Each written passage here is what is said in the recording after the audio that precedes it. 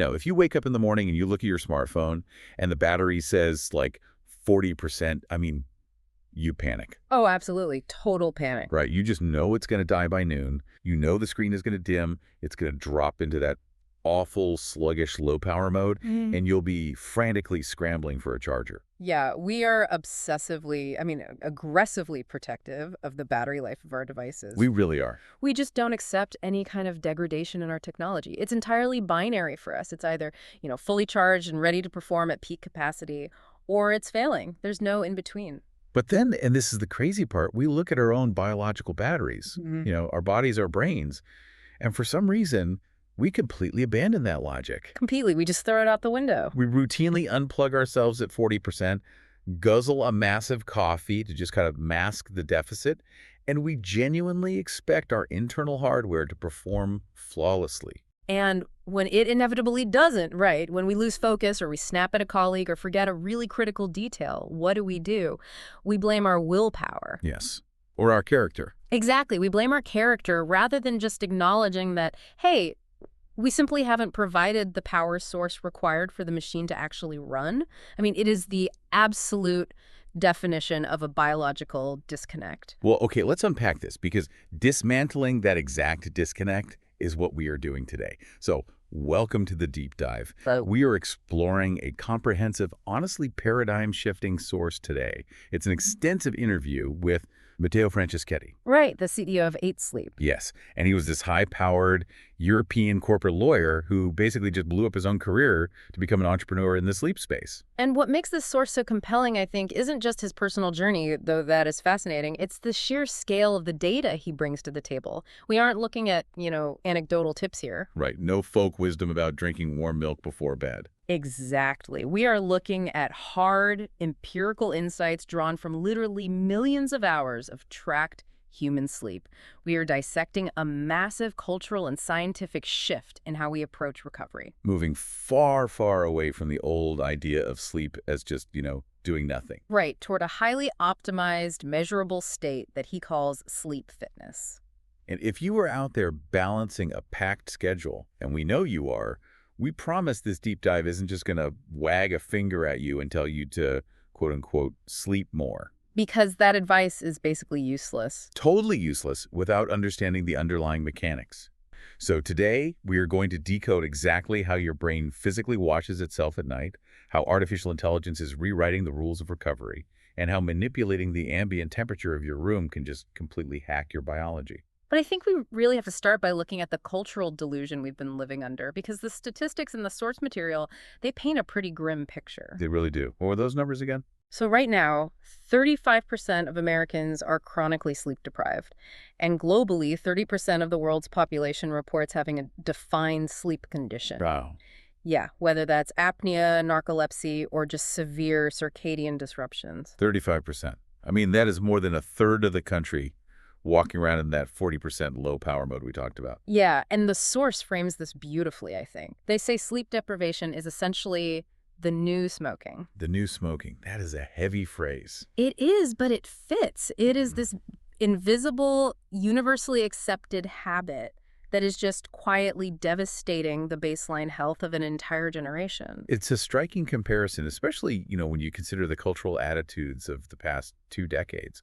Like, think back to the business and entrepreneurial worlds of the early 2000s. Well, hustle culture. Hustle culture was at its absolute peak. You had CEOs and founders proudly declaring on magazine covers, I was at the office until 4 in the morning. I only need 4 hours of sleep at night. It was completely worn as a badge of honor. Right. If you slept 8 hours, people looked at you like you were lazy, like you weren't grinding hard enough. You didn't have the dedication required to succeed.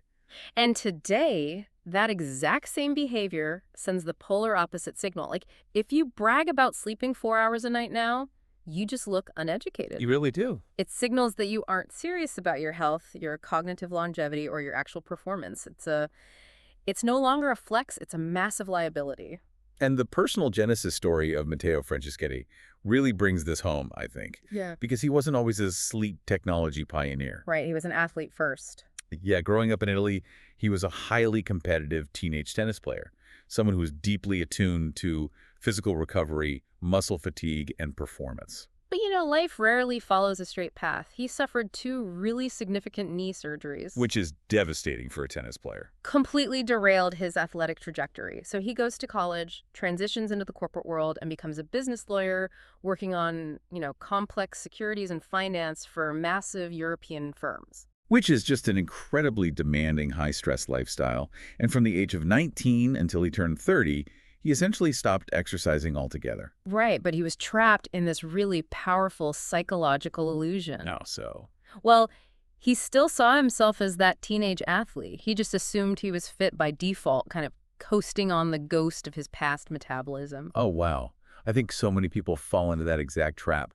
We assume our biological baseline is just static. Exactly. But the turning point for him came on his 30th birthday. He decided to celebrate by just going for a simple run. And what happened? According to the source, after just 5 minutes on the pavement, he had to stop. He was completely gassed, his heart rate was through the roof, his lungs were burning, and he physically couldn't keep going. 5 minutes. That is a brutal wake-up call. It really was. He realized that his physical baseline was absolutely ruined, and if he wanted to be the person he thought he was in his head, he had to take his biology seriously. And that led him to aggressively study the 3 foundational pillars of human health, right? Nutrition, fitness, and sleep. Yeah, and this is key.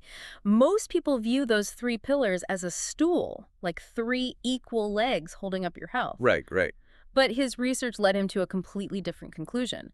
They form a pyramid, and sleep is the absolute foundational base. Meaning if sleep fails, everything fails. Exactly. If the foundational base of sleep is compromised, the other 2 pillars just crumble instantly. Because, you cannot out-train or out-diet chronic sleep deprivation. If you are sleep deprived, your cortisol levels spike, your body holds onto fat, your insulin resistance goes up, and honestly, you just don't have the energy to work out anyway. That realization is what birthed his specific framing of sleep fitness. And this is a crucial distinction we need to make here. Yeah, let's talk about that term. When traditional mattress companies talk about sleep, the marketing is all about lazy Sundays, fluffy pillows, eating breakfast in bed. It's always framed as an indulgence or a luxury. Right. But the sleep fitness concept flips that entirely. Sleep is not a passive waiting room where you just close your eyes and hope for the best.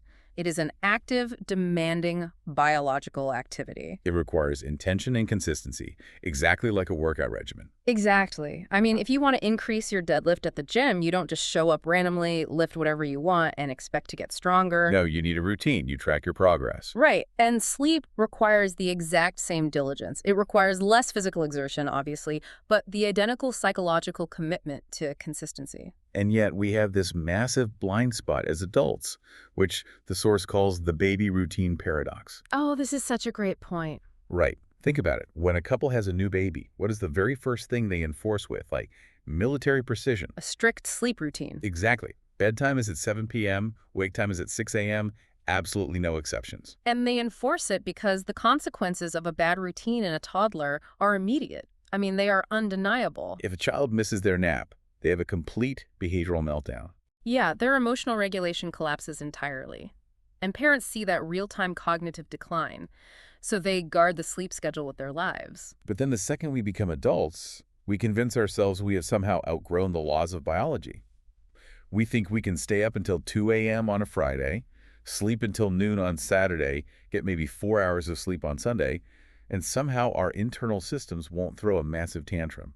But our internal systems absolutely do throw tantrums. We just mask them. Right. We normalize these resulting anxiety, that underlying brain fog, the subtle weight gain, the lack of focus. We just pour caffeine over the problem and pretend we're getting away with it. So true.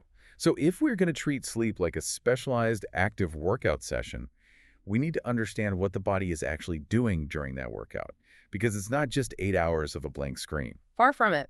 To simplify some very complex neuroscience here, the source breaks the night down into 2 primary distinct stages of this workout. Deep sleep and REM sleep. Right. And they serve completely different functions, and crucially, they happen at different times. Okay, let's look at deep sleep first. The source paints this as the body's mechanic. That's a great way to put it. This phase dominates the first half of the night. When you first fall asleep, your brain plunges you into these slow delta waves.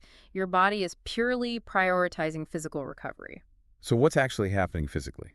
Well, during deep sleep, your blood pressure drops, your breathing slows way down, and your body begins repairing tissue. It releases human growth hormone, builds bone and muscle, bolsters the immune system. So if you are an athlete who just trained, or even if you just had a strenuous day walking around a city, this is when the micro tears in your muscles are actually repaired. Exactly. And Matteo tracks his own biometrics religiously, and he shares a really fascinating personal metric in the source. Yeah, I saw this. He has found that if his data shows he gets more than 18% of his total night in deep sleep, he wakes up feeling like an absolute superhero. 18%. Yeah. Between 15 and 18% is acceptable, but if it dips below 15%, he feels the physical drag the entire next day. It's so interesting to have a tangible, measurable target for physical readiness like that. So that first half of the night is the mechanic fixing the engine. Right. But as the night progresses into the second half, the biological architecture shifts heavily. You spend less time in deep sleep and much more time in REM sleep, which stands for rapid eye movement. And if deep sleep is the mechanic, REM sleep is the brain's librarian. The librarian. I just love that visual. Yeah. Because during your waking hours, your brain is basically just frantically collecting raw information, right? Right, it's just grabbing everything. Every email you read, every conversation you have, every deep dive you listen to, it's all just getting dumped on the librarian's desk in this massive, chaotic pile. And during REM sleep, the librarian goes to work. This is when the vast majority of our dreaming occurs, by the way. Oh, really? Yeah. The brain takes all that chaotic data from the day, decides what is useless noise, and discards it, and then takes the valuable information and physically encodes it into your long-term memory networks. Wow. But it's not just filing away memories, though, is it? The source talks about the actual biological cleaning process that happens here, which is just mind-blowing. The glymphatic system. The glymphatic system is incredible. It's essentially the brain's plumbing and waste removal mechanism. Okay, walk us through that. So throughout the day, as your brain cells consume energy to just think and function, they produce metabolic waste products. And one of the most notable is a protein called amyloid beta. Which, if I remember correctly from the source, is the exact same plaque that builds up in the brains of Alzheimer's patients. Yes, exactly. So while you are awake, this waste just kind of builds up in the brain tissue. But during sleep, something incredible happens. What's that?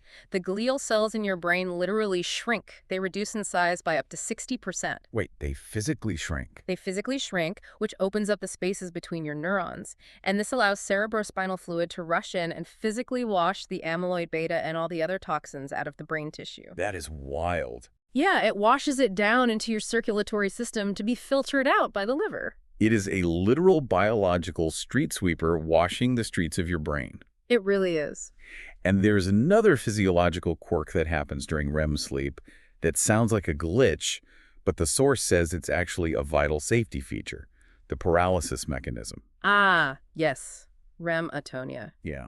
So while you are in REM sleep, your brain is highly active. You are dreaming, you're experiencing emotions, maybe you're dreaming about running or fighting, Right. and consequently, your heart rate accelerates. But to prevent you from physically acting out those dreams, the brain essentially severs the connection to the spinal cord. It temporarily paralyzes your entire muscular system. Exactly, because if it didn't, you would thrash around, jump out of bed, and severely injure yourself. Your brain throws a kill switch on your body so it can safely do its filing and cleaning work. That is just brilliant.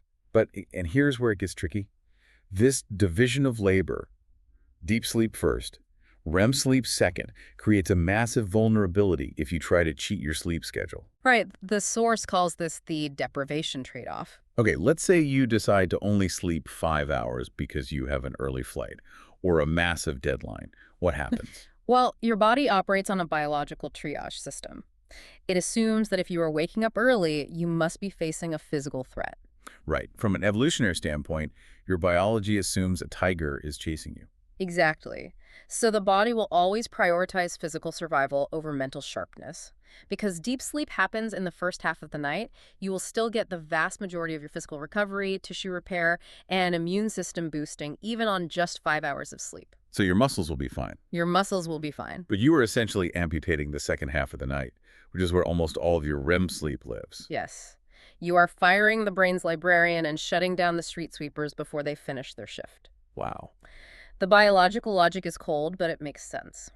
If the choice is between healing a physical wound so you can run away, or remembering where you left your tools, biology chooses the physical wound. I can hear a listener asking right now, okay, my physical body is healed, I can function. Why should I really care if I lose a little bit of REM? What's the actual day-to-day cost of that trade-off? The day-to-day cost is profound cognitive rigidity. Meaning what exactly? By amputating REM sleep, you penalize your problem-solving agility. You lose emotional regulation, meaning you are far more likely to snap under stress. Your brain hasn't had time to connect disparate pieces of information, so your creativity just plummets. You have a reactionary thinker rather than a strategic one. Precisely. And Matteo uses a brilliant practical hack to leverage this knowledge. The board meeting trick. Yes. He talks about intentionally stockpiling REM sleep before high-stakes cognitive events. If he has a major board meeting for his company, he will deliberately sleep an extra hour that morning. So he doesn't wake up at his usual 6 a.m. No, he forces himself to sleep until 7 a.m. And he does this because he knows that final hour of sleep isn't a mix of deep and REM. It is almost pure REM sleep. Just banking pure cognitive power. Exactly. By capturing that specific hour, he is supercharging the brain's librarian. He is ensuring maximum mental sharpness, emotional control, and problem-solving capability for that board meeting. He is treating that extra hour of sleep as a strategic performance enhancement, not a luxury. Right. So if we understand that deep sleep and REM require different biological states, and they happen at different times of the night, we have to look at the primary lever we can pull to control them. Which leads us to the mechanics of temperature. Yes, and spoiler alert for everyone listening, everything you've been told about your bedroom thermostat is probably wrong. Oh, completely wrong. For decades, standard sleep hygiene advice has been, set your bedroom thermostat to a static 68 degrees Fahrenheit, pull up the blankets, and just leave it there all night. But the massive data sets, analyzed by 8 Sleep, reveal that this static advice is just a complete fallacy. It is. Expecting one single temperature to work for an entire 8-hour physiological cycle is like driving a manual transmission car and leaving it in second gear for a cross-country road trip. That is such a good analogy. Sure, it works perfectly when you're going 20 miles an hour in a neighborhood, but it's going to completely destroy the engine when you hit the highway. Because our biology is fundamentally dynamic, it's not static. And the source uses a great visual to explain this.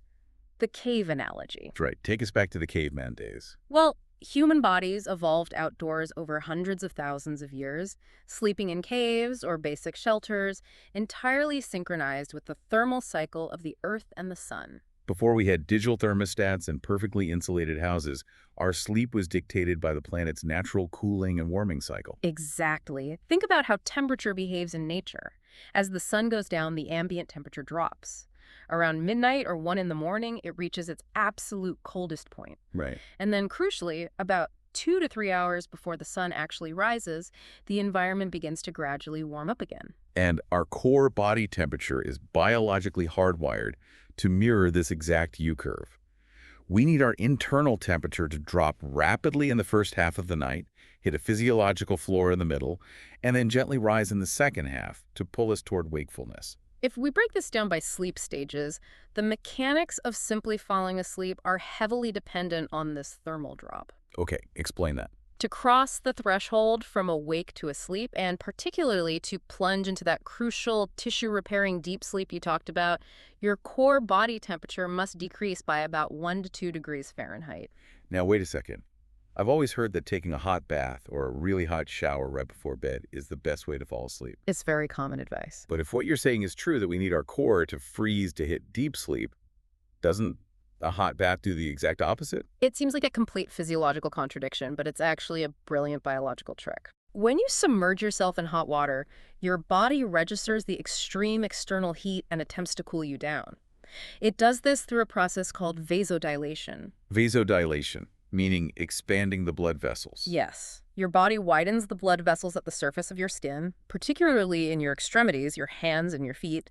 It rushes warm blood away from your core and out to the surface to radiate the heat out into the environment. Oh, I see. It's like opening all the windows in a sweltering house to let the heat escape. That's a perfect way to visualize it. So you step out of the hot bath with all those internal windows wide open, and you step into a cool bedroom. Because the blood is right at the surface of the skin, your core body temperature absolutely plummets. Wow. And that rapid, sheer drop in core temperature is the precise biological trigger that pulls your brain down into deep sleep. This also perfectly explains a massive hurdle so many people face, which is cold feet. The source specifically mentions that if your extremities are freezing, you cannot fall asleep. Right, because if your hands and feet are cold, your blood vessels constrict to conserve heat. The windows are slammed shut.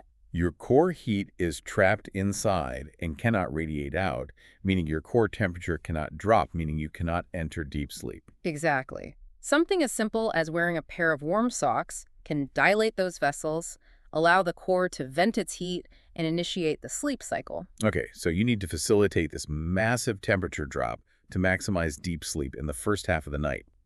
But what happens when we transition into the second half of the night, when we move into REM sleep? This is where that static 68-degree room completely turns against us. Because of what you call the REM temperature trap. Yes. Remember earlier when we discussed rematonia, how the brain paralyzes the muscular system so you don't act out your dreams? Right, the kill switch. Well, the brain deactivates other critical physical systems during REM as well. Most notably, it deactivates your body's internal temperature regulation. Wait, really? You lose the ability to regulate your own body heat? Functionally, yes. You essentially become a cold-blooded reptile for a few hours. Basically, you lose the ability to shiver effectively if you are cold or sweat efficiently if you are hot. You are completely at the mercy of the ambient room temperature. Okay, so consider what happens if your room is blasting air conditioning at a static 65 or 68 degrees, and you enter a long REM cycle at 4 in the morning. Your body temperature will just keep dropping and dropping because you have no internal defense against the cold air in the room. And your brain, which is highly active during REM, senses this unchecked, continuous drop in core temperature. And it registers it as an existential threat. Okay. It calculates, hey, we are losing heat too rapidly. We are going to freeze to death. So what does the brain do? It acts to save your life. It literally aborts the REM cycle, pulls you out of deep paralysis, wakes you up slightly, and reactivates your internal temperature controls so you can warm up. That is staggering. By keeping the room freezing cold all night long, you are actively preventing your brain's librarian from doing its job. Yeah. You are forcing your brain to choose between freezing to death and solidifying your memories. And it will always choose survival. Always. You need the environment to naturally warm up in the second half of the night to safely hold you in REM sleep. It really highlights how clearly our dynamic ancient biology has outpaced our static modern environments. We build these perfectly insulated bedrooms with digital thermostats that stubbornly hold one temperature forever, completely ignoring the fact that our bodies are cycling through complex thermal needs. And the source also emphasizes that this ideal thermal curve isn't a one-size-fits-all metric, it's highly variable. Right, my perfect temperature curve is going to look completely different from yours. It varies wildly based on biological sex, body mass, metabolic rate, even the specific food you digested that afternoon. But the most striking example of biological variability in the datasets revolves around the female reproductive system. Ah, yes. The massive thermal disruptions caused by female menstrual cycles, pregnancy, and menopause. Take a menstruating woman, for example. Her baseline core body temperature naturally fluctuates up and down throughout the different phases of her monthly cycle due to major hormonal shifts, particularly progesterone. Right. So a temperature curve that yields perfect deep sleep on day 5 of her cycle might leave her sweltering and restless on day 20. And when you look at menopause, the introduction of hot flashes completely shatters the illusion that a static bedroom environment can work. Because a hot flash is a sudden, extreme, and unpredictable spike in systemic body temperature. So if a woman is sleeping in a static 68-degree room and experiences a hot flash, the room cannot help her. She wakes up drenched in sweat, utterly miserable, and her sleep architecture for the night is destroyed. Exactly. A dumb thermostat on the wall cannot respond to a dynamic internal hormonal event happening inside the bed. Which bridges us perfectly into the technological solution the source material presents. Because if static environments are failing our dynamic biology, the solution must be an environment that can read our biology and adapt in real time. We are taking sleep out of the realm of guesswork and turning it into highly actionable, automated data. Right. And the source details the technology developed by 8 Sleep. Functionally, it is a sophisticated mattress cover that fits over your existing bed. But its capability is profound. It regulates temperature independently for each side of the bed, flowing warm or cold water through microchannels. And it adjusts that temperature hundreds of times a night based purely on what your body is doing. The part that truly blows my mind is how it knows what your body is doing. Because there are no wires. You aren't sleeping with an uncomfortable chest strap or a glowing finger monitor. No, the source describes these invisible sensors embedded within the cover that capture a massive array of biometric data completely ambiently. What exactly is it tracking? It tracks your heart rate, your respiratory rate, and your heart rate variability, or HRV, and it tracks them with a level of clinical accuracy that was previously unimaginable outside of a hospital. Let's talk about that accuracy, because when I first read this, I was deeply skeptical. An invisible sensor under a mattress pad and a fitted sheet is tracking my heartbeats. Come on. I know it sounds impossible, but the source states it is 99% as accurate as a medical-grade EKG for heart rate. 99%. How? It uses a technology called ballistocardiography. Ballista what? Ballistocardiography. Every time your heart beats, it creates a microscopic mechanical force, a tiny physical shockwave that travels through your body. The sensors in the bed are sensitive enough to detect that microscopic movement through the sheets. That is just incredible, and it tracks heart rate variability at 96 to 97% accuracy. We hear the term HRV thrown around a lot by biohackers, but what is the actual physiological mechanism there? Why does the bed care about HRV? HRV is arguably the most important metric for determining how recovered your body actually is. To understand it, you have to look at the autonomic nervous system, which has two competing branches. You have the sympathetic branch, which is your fight or flight stress response, and the parasympathetic branch, which is your rest and digest recovery system. So they are constantly in a tug of war for control of your body. Exactly. When you are stressed, or sick, or overtrained, your sympathetic system dominates.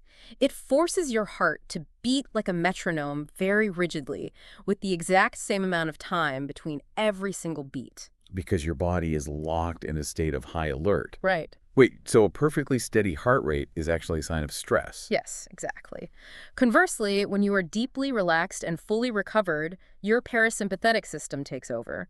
The vagus nerve applies a brake to your heart rate. Right. And because your body feels safe, the time between your heartbeats actually varies slightly by milliseconds. Sometimes it's a bit faster, sometimes a bit slower. Okay, so a higher variability, more fluctuation between beats means your nervous system is relaxed, recovered, and adaptable. And the bed is tracking this invisible tug-of-war while you sleep. And because the bed has all this continuous data, the breathing rate, the heart rate, the microscopic movements, it can do something incredibly clever. What's that? We established earlier that the bed needs to warm up during REM sleep to prevent you from waking up. But without wires on your head measuring your brain waves, how does the bed know you are in REM? Right. It uses the data to construct a highly reliable physiological proxy. We know that during REM, the body paralyzes itself, but the heart rate accelerates because the brain is actively dreaming. Exactly. The AI in the bed monitors the data streams and connects those dots. It detects that your physical movement has dropped to absolutely zero. You are completely still in atonia. But simultaneously, it reads that your heart rate and respiratory rate have ticked up. Yes. So the AI concludes, hey, they are paralyzed but experiencing elevated vitals. They have entered REM sleep. And instantly, without you ever waking up, the bed starts micro-adjusting the temperature on your side to be slightly warmer, protecting your REM state. It is a true AI autopilot for human biology. And to understand how the system gets this smart, you have to understand the sheer scale of the data being processed. The source notes, they are processing 20 terabytes of health data per day. 20 terabytes. Of continuous high-fidelity biometric data crossing millions and millions of hours of sleep. This represents a monumental shift in how clinical sleep research is conducted. Think about how we used to study sleep. Oh, it was awful. For decades, if scientists wanted to understand sleep architecture, they took 15 people, put them in a sterile, unfamiliar sleep clinic, glued dozens of wires to their scalps and faces, and watched them sleep for 3 days. Which is an inherently compromised environment. I mean, who sleeps normally in a hospital bed with wires taped to their face while researchers watch them through a two-way mirror? Nobody. The data you get from a sleep clinic is the data of a stressed human sleeping in a strange place. But with this technology, researchers aren't looking at 15 stressed people for a week. They are looking at hundreds of thousands of people sleeping in their own natural environments, in their own homes, next to their own partners, for months and years at a time. The source mentions running beta tests for new algorithms where they can generate 7,000 to 14,000 nights of perfectly tracked sleep data in a single week. The statistical power of that dataset allows the AI to see biological patterns that were previously invisible to medical science. I have to play devil's advocate here, though. Go for it. Having a bed monitor my heart with medical-grade accuracy while I sleep sounds scientifically incredible. But let's be entirely honest, it also sounds fundamentally creepy. It does. Does the benefit of micro-adjusting the temperature actually justify the continuous nightly surveillance of my most intimate biometric data by a tech company? It is the defining privacy question of the modern wearable era. The source is quick to assure that the data is heavily encrypted, aggregated, and anonymized. They are training the AI models on the massive trends of the crowd, not isolating the individual to sell their specific sleep habits to advertisers. But the real justification comes down to the actionable output. Yes. The surveillance isn't passive. It creates a feedback loop that is directly interventionist. It tells you exactly what behaviors are destroying your health and what behaviors are fixing it, based on irrefutable mathematical evidence from your own cardiovascular system. Which leads us to the most practical application of this deep dive. Let's get into it. If you have an AI crunching millions of hours of sleep data, the patterns of what destroys human sleep become glaringly obvious. Let's look at the real-world saboteurs. And the data is absolutely unequivocal on this point. The ultimate saboteur of human sleep is alcohol. They're no exception. None. There are no biological loopholes.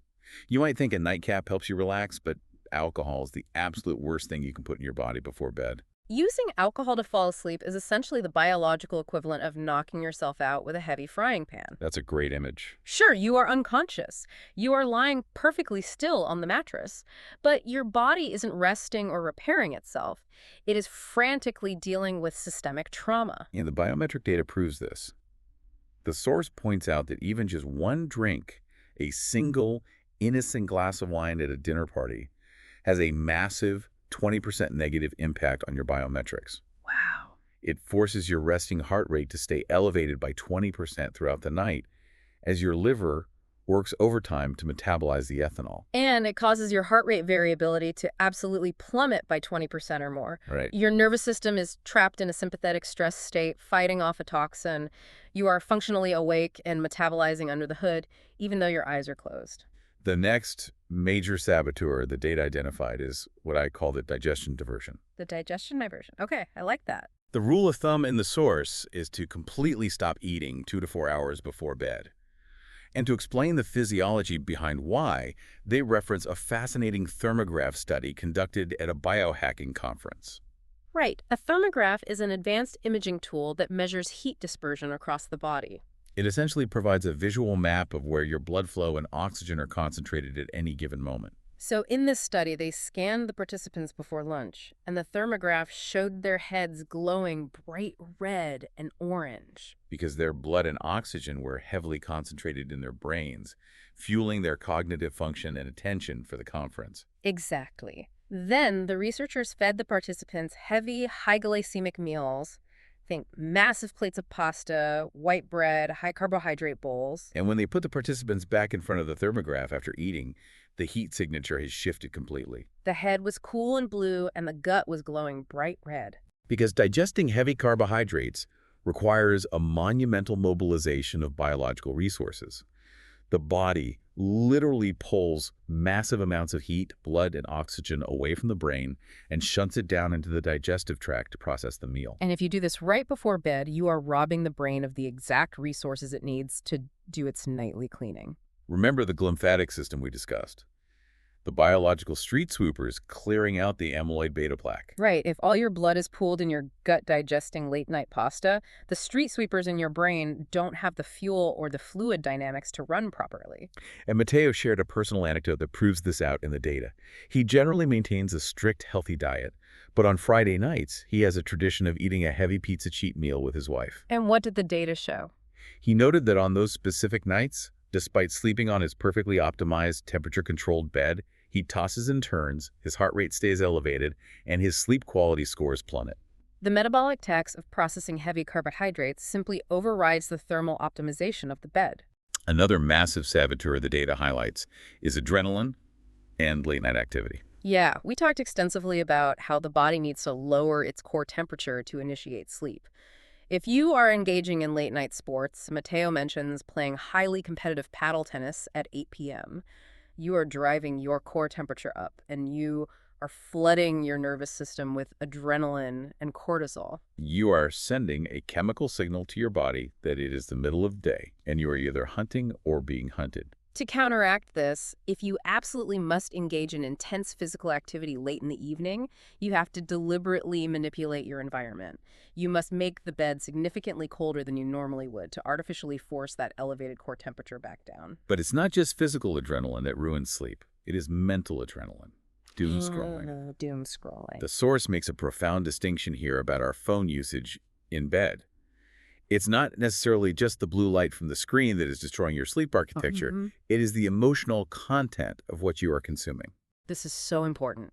If you are lying in bed fighting via email with your boss about a missed deadline, or doom scrolling through apocalyptic, fear-mongering news feeds on social media, your brain triggers a massive sympathetic stress response. You are flooding your system with cortisol. Contrast that with lying in bed and texting a close friend about a funny childhood memory. One activity spikes stress hormones, the other releases relaxing neurotransmitters like oxytocin and dopamine. The physical phone is the same, but the biological response is entirely different. If we connect all these saboteurs to the bigger picture, it's about treating the hour before bed as a dedicated warm-up routine. Right? An elite athlete wouldn't sprint onto the field without warming up their muscles. You cannot expect your brain to sprint into deep sleep without proactively transitioning your nervous system. So how do we actively transition? Yeah. The source provides several tactical hacks to create that biological off-ramp. The first hack is environmental light manipulation. The source mentions using smart lights, like Philips Hue bulbs, and programming them to automatically shift to a dim orange hue at exactly 8 p.m. You are artificially mimicking the sunset.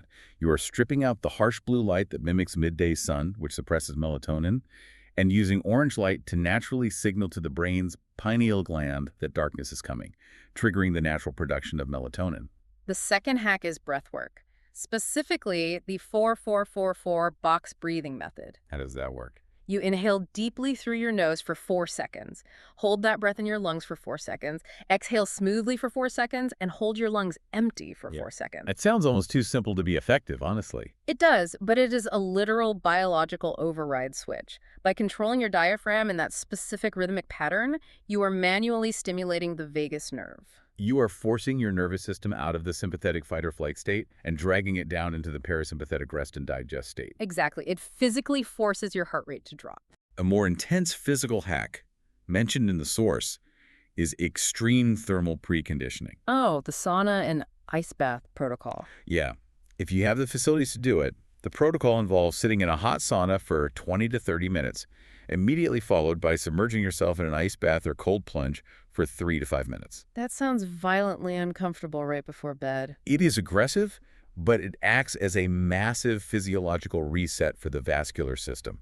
It rapidly expands and then violently constricts your blood vessels. Which exhausts the body's thermal regulation systems, leaving you profoundly relaxed, incredibly heavy, and perfectly primed for the natural core temperature drop required for deep sleep. Let's talk about travel, because crossing time zones destroys everyone's routine. It's the worst. This source offers 2 very specific, battle-tested strategies depending on the severity of the jump.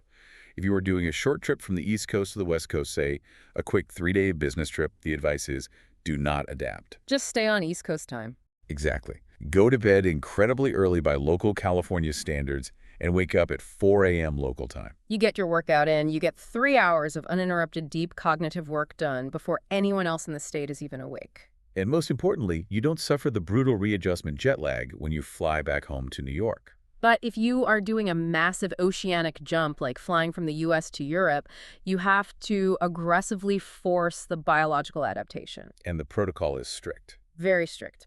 You land in the morning, immediately get outside into direct sunlight without sunglasses to hit the optic nerve and reset your circadian rhythm. Right. Eat a large meal to start your digestive clock on local time and go straight to the gym to force blood flow. You absolutely do not give in to the temptation to take a nap. You must push through the brutal 12 p.m. to 2 p.m. physiological slump, force your body to stay awake until a normal European evening hour, and then crash. It is painful for one day, but it resets the internal clock immediately. And this brings us to the final hack, which is actually a massive warning from the source regarding melatonin supplements. This is huge because so many people today pop high-dose melatonin gummies every single night like candy, assuming it's just a natural sleep aid. The source is adamant about the danger here. Continuous daily use of exogenous melatonin actively ruins your body's natural ability to produce it. You are downregulating your own pineal gland. Furthermore, high doses, anything over a few milligrams, often result in intensely vivid, terrifying nightmares. Yeah, Matteo mentioned experimenting with a high dose once and experiencing the most horrifying dark night of sleep of his entire life. The rule of thumb provided is to stick to 1 to 2 milligrams absolute maximum and only use it strategically for intense jet lag to force a circadian reset. It should never be used as a daily crutch to overcome bad sleep hygiene. The overarching goal is to optimize the body's natural systems, not override them with synthetic hormones. Which brings us to the ultimate evolution of this conversation. We have spent the last, quite a while, talking about optimizing our present biology. But the source material reveals that sleep technology is on the precipice of jumping from simple optimization to outright medical prediction. This is where we cross from health tech into science fiction territory. We're talking about the future of the bed itself. The obvious question is, why the bed? If Apple and Garmin make incredible smartwatches, why not just keep wearing a watch to track our health? Because wearables, no matter how advanced, have fundamental hardware limitations that cannot be overcome. The source points out 3 major flaws. Okay, let's hear them. First, battery life. You eventually have to take a watch or a ring off to charge it, which means you lose data continuity. You have blind spots in your health tracking. That makes sense. Second, Physical space and manufacturing margins. You cannot pack a massive, highly complex environmental sensor into a tiny watch face. And if a new sensor adds even $5 to the manufacturing cost of a ring, it ruins the profit margin of the wearable company.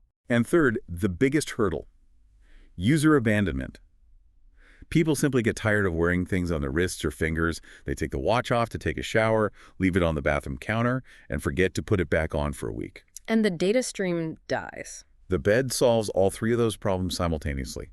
It is plugged directly into the wall, so it has infinite power. It has the massive physical footprint of a mattress, meaning engineers have virtually unlimited space to integrate highly complex, expensive sensors without worrying about miniaturization. And most importantly, behavioral compliance is 100%. You never stop using your bed. Right. You don't have to remember to put your mattress on. You will inevitably go to sleep in it every single night of your life, providing decades of continuous data. Which allows the bed to become the ultimate longitudinal data collection tool. And this leads to Matteo's ultimate vision from 2017, a futuristic prototype he's actually already sleeping in right now. The HyperPod. The HyperPod is conceptualized as a fully enclosed canopy bed. Right. It features automated blackout curtains that physically deploy to completely eliminate ambient light pollution from the room. But the true evolutionary leap is the environmental control inside the canopy. It doesn't just control the temperature of the mattress beneath you. It controls the ambient air quality and humidity inside the dome. And incredibly, the source states it can actively shift the oxygen levels in the air while you sleep. The prototype is designed to shift the environment from hypoxic, which is a low oxygen state, to hyperoxic, a high oxygen state. It essentially mimics the physiological stress and recovery of mountain air altitude training. Your body adapts to the shifting oxygen levels, passively increasing your cardiovascular capacity and red blood cell count, all while you are completely unconscious. You are literally getting fitter while you dream. But the holy grail of this future technology, the thing that changes society, is thermal imaging and disease prediction. Because the HyperPod has a ceiling canopy situated directly over your body, it can house downward-facing, high-resolution thermal imaging cameras that perform a full-body heat scan of you every single night. And this isn't just to see if your feet are cold so it can warm up the foot of the bed. This is to map the internal heat signatures of your major organs over years and years. The source uses a chillingly practical medical example to illustrate the power of this: pancreatic cancer. Pancreatic cancer is incredibly lethal, primarily because it is stealthy. It is almost never detected early. Right. By the time a patient actually feels symptoms, experiences pain, and goes to a doctor for a scan, the cancer has usually metastasized and it is too late. But with longitudinal thermal imaging, the AI bed knows exactly what the baseline temperature of your abdomen has been every night for the last 4 years. If a tumor begins to form, it generates microscopic localized inflammation, which generates heat. If the thermal camera suddenly detects that the specific tissue area around your pancreas is radiating heat at 2 degrees higher than your historical baseline, and it stays elevated for a week. The bed alerts you. It doesn't legally diagnose you. It doesn't flash a screen saying you have cancer, but it flags the biological anomaly. It sends an alert saying, the thermal signature of your pancreas has deviated significantly from your 5-year baseline. Go see an oncologist immediately. You move from a reactive medical system where we wait blindly until something breaks and causes pain to a truly predictive medical system. You detect the microscopic inflammation months or even years before it becomes a symptomatic, life-threatening tumor. It's a profound capability, but I think it raises a massive philosophical question about how we live. How so? If my bed is going to scan me every night and tell me that, based on my HRV trends and thermal imaging over 5 years, I am highly likely to develop an arrhythmia or an autoimmune disease, does that predictive power actually increase our quality of life? Or does it just guarantee a lifespan filled with constant, inescapable medical anxiety? That is the heavy philosophical burden of total biometric tracking. Right. If your bed sends you a push notification every morning telling you your heart is 5% weaker than it was last year, do you live a better life? Or do you just spend the next decade worrying about your heart? The counter-argument from the source is that knowledge is inherently empowering because it allows for early, manageable intervention. If you know the arrhythmia is mathematically probable in 5 years, you have the power to change your diet, alter your stress levels, and take preventative medication now. You can essentially steer the ship away from the iceberg before you ever see it above the water. And that ties perfectly into the ultimate goal discussed in the source material: understanding the vital difference between lifespan and health span. Lifespan is a very simple metric. It is simply the sheer number of years your heart manages to beat before you die. But health span is the number of those years where you are fully functional, active, cognitively sharp, and physically capable. Matteo shares a deeply personal story about his grandmother that perfectly illustrates this divide. She had an incredibly long lifespan, right? Yeah, She lived to be 92 or 93 years old. But he noted that for the last 10 years of her life, her health span had entirely vanished. She was essentially confined to a chair. She couldn't play. She couldn't move freely. She couldn't experience the world. She had accumulated the years, but she was robbed of the vitality within those years. Exactly. The entire goal of sleep fitness, of developing the hyperpod, of predicting disease through thermal imaging, isn't just to drag a broken human body across the 100-year finish line. It is to arrive at 90 years old as a superhuman, someone who can still play tennis, get on the floor to play with their grandkids, and actively, joyfully participate in life. And sleep is the biological foundation that makes that superhuman health span mathematically possible. So let's pull all of this together. We have covered an immense amount of physiological and technological ground today. We started by completely abandoning the toxic 4-hour hustle mentality, recognizing that chronic sleep deprivation is the new smoking. We broke down the critical biological trade-off between the body's mechanic deep sleep and tissue repair and the brain's librarian REM sleep, memory consolidation, and the glymphatic clearing of amyloid beta plaque. We shattered the 68-degree thermostat myth, learning that our core temperature must follow a dynamic, ancient U-curve. We have to plummet our core temperature via vasodilation to hit deep sleep and rely on a warming environment to protect our paralyzed bodies from waking up during REM. We identified our biggest biometric saboteurs: the heart rate spiking, HRV-destroying effects of alcohol, and the brain-starving effects of late, heavy carbohydrate meals that pull all our blood into our digestive tract. And we look toward a wildly futuristic horizon where our beds evolve from passive pieces of foam furniture into dynamic, AI-driven, predictive healthcare platforms capable of mimicking altitude training and spotting tumors before they form. The ultimate takeaway from this source is that sleep is not an absence of activity. It is not powering down your phone. It is the most critical, highly active performance state you engage in all day. Which leaves us with a fascinating and perhaps slightly unsettling implication for the future of our most private spaces. What's that? Well, if our beds do indeed become the most accurate, data-rich diagnostic tools in our lives, monitoring our microscopic movements, our heartbeats, and our internal organ temperatures for 8 hours a day, predicting our diseases years before a doctor could show. At what point does the furniture in our bedroom become our primary healthcare provider? Wow. And when that inevitable shift happens, when your mattress knows more about your oncology risks than your physician does, who truly owns the most intimate predictive data your body produces? That is a massive, complex question to mull over tonight as you get into bed.